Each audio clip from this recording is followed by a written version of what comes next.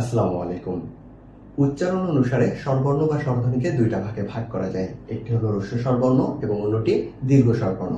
হ্রস্ব স্বরবর্ণ বলতে বোঝায় যে স্বরগুলো উচ্চারণ করতে কম সময়ের প্রয়োজন হয়, অন্যদিকে দীর্ঘ স্বরবর্ণ বলতে বোঝায় যে স্বরগুলো উচ্চারণ করতে বেশি সময়ের প্রয়োজন হয়।